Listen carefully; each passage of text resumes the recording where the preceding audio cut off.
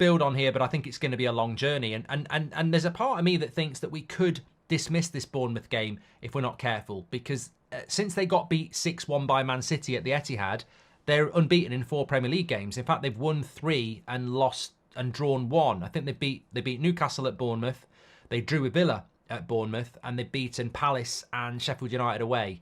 So look, they're on a good run at the moment, but all good runs must come to an end. And I fancy us to do it, but we will have to keep the intensity up, because Bournemouth have got one of these hipster managers that the people on TikTok say are really good, and what a clever move it was by Bournemouth. And it looked like a bad move at the start. I think Gary O'Neill's done a great job at Wolves, but they found a bit of form.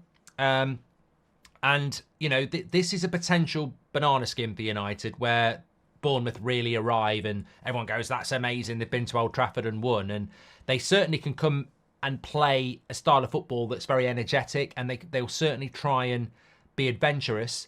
But we've got consistency. Consistency is the word. And that is why, as I move to this team, I go, well, look, there is absolutely no reason to change the team that won the game. And that would be not the team that started the game, because Lindelof started the game. So I would put Luke Shaw next to Maguire, because we were vulnerable to pace in the first half against Chelsea. And when he brought Shaw on, we weren't vulnerable to pace, and they worked quite nicely together. The balance was there, left foot, right foot, between Maguire and Shaw.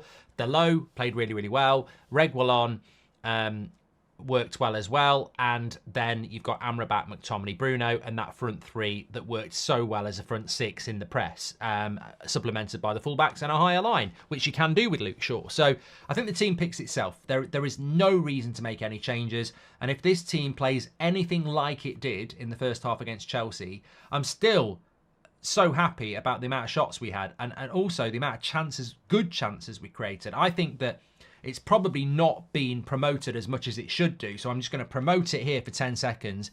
I've not seen a United side in the first half at Old Trafford create that many chances, good chances, in a long time. And that, to me, is a glimpse of what we can do against better teams if we bring in better players. But it just shows you that I think that was a glimpse of what Ten Hag ball at Man United could be. And I tell you what, it might not be 70% possession like Ajax, but I tell you what, it was bloody exciting, and I would like to see it. So that was a glimpse, and we're going to have to do the same against Bournemouth with the same intensity.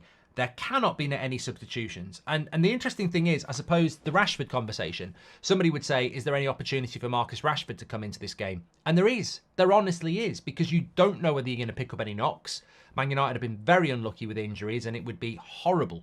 We've been unlucky with injuries anyway, but it would be horrible if any of those players picked up an injury ahead of the game, because you don't want to break that up. You don't want to break that momentum up. You want to give them the opportunity that they've earned from beating Chelsea. So I don't want to see any changes, but honestly, if there's an injury, there has to be changes. He also might look at it and go, there's a lot of games to be played. Bournemouth is the easier game on paper between Chelsea, Bayern Munich and Liverpool. So I might make some changes here with an eye on Bayern Munich on Tuesday, because that's a quick turnaround, Saturday, Tuesday. But I think the 3 points are more important. I really do. I think that even if we beat Bayern Munich on Tuesday, there's an opportunity that we finish third anyway, if Copenhagen win. I think that's how it works. Whereas, amazingly, we're only 3 points behind Man City in the league at the moment. So when you look at that, and I can get that up on the screen for you as well, this is an important game. Every game's an important game in the Premier League, and I think that if we mess around with the team when we finally found a bit of fluidity, I think that would be naive of us. And look, we're 3 points behind Man City. We're level on points with Spurs, who are playing Newcastle this weekend. Villa are playing Arsenal this weekend. I don't think we're good enough to get top four, but football's a weird thing, and the priority has got to beat Bournemouth, get 30 points, and then see. You know, you could be 6 points off Arsenal if they lose against Villa. You could be right behind Villa if Arsenal beat them, and we've got them coming up in a couple of weeks on Boxing Day. So if I'm Ten Hag, I'm thinking, look, beat Bournemouth, and you never know, by New Year's Eve, we might actually be fourth. It's an opportunity, isn't it? So keep the same team. What does that mean for Marcus Rashford? And I feel this is a section in itself. And I know a lot of people have had their say, but my feeling about this is that I don't think there's any real reason to overanalyze the Rashford situation. Suffice to say this. Marcus Rashford at the moment is not good enough to be in a Manchester United side. I don't know how anybody would have an issue with that. There's an argument, a very strong argument, to say Marcus Rashford at his best walks into that team. And I agree with that. I'm a fan of Rashford. But what we shouldn't do here is start making enemies of players. When I didn't like Maguire in the team, it wasn't personal. I said some things about how he was performing because I thought he was shit and he cost us goals. But there's never not a way back. And we've seen that with Maguire and we've seen that with Scott McTominay. If you can come back into this team when it needs you and you perform, then you will be respected and praised. If you drop off, you will be criticised. And that's absolutely fine. And the players need to realise that. And I think some players are starting to realise that. And we saw the bravery of Anthony to call people out publicly when he's not been playing well. And then he goes and delivers. And that's absolutely fine.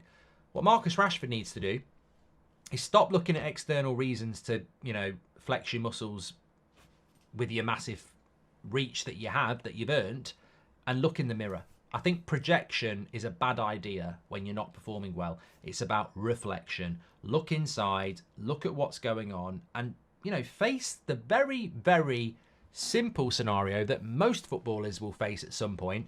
I'm not playing well. I'm not playing well enough. I don't deserve to be in the team. And be calm with that and motivated to change that.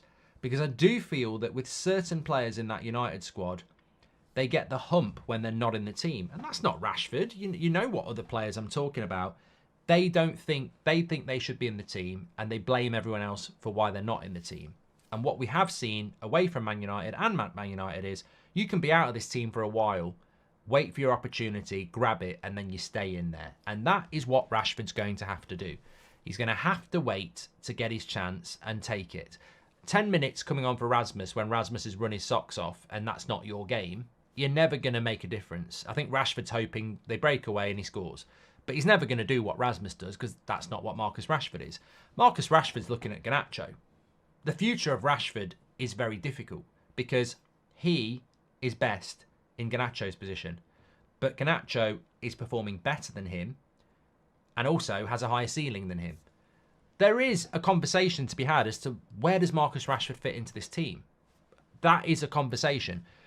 There is not a conversation that Marcus Rashford needs to be sold because I've just mentioned Matic in the past, Maguire, McTominay, Amrabat, Anthony. There are players, Delo. There are players that are out the team and you think they're never getting back in. And then 2 weeks later, they're playing well and they're back in.